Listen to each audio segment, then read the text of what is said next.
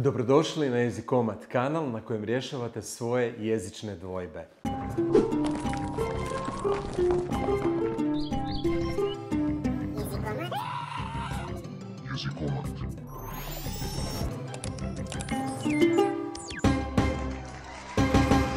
Jedan od najvažnijih dana kojim se obilježava država u kojoj se živi, na neki način se i proslavlja država u kojoj živimo, pa i društvena zajednica koja toj državi pripada, jest Dan državnosti. On se na različite načine naziva u različitim državama. U Hrvatskoj je to Dan državnosti. Dakle, dan kada je Hrvatska postala suverena, samostalna, neovisna država. I taj dan slavimo naravno s osobitom radošću i to je jedan od simbola države.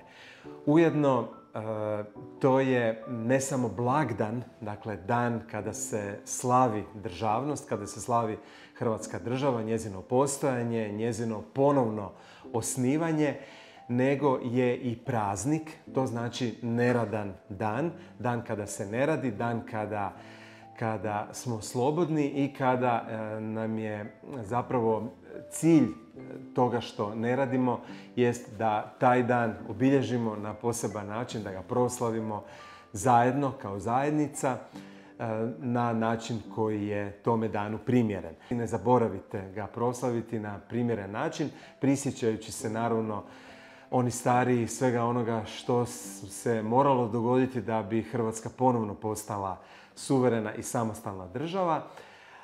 Oni mlađi isto pjevajući hrvatsku himnu, sjećajući se također njima bliskih događaja, a isto tako i pravilno pišući taj dan.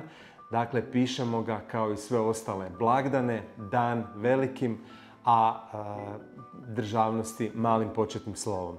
Po pravilu da se u imenima blagdana samo prva riječ piše velikim početnim slovom, a od ostalih riječi one koje bi se, kada bi stajale samostalno, izvan toga naziva, pisale velikim početnim slovom. Dakle, dan velikim, državnosti malim početnim slovom.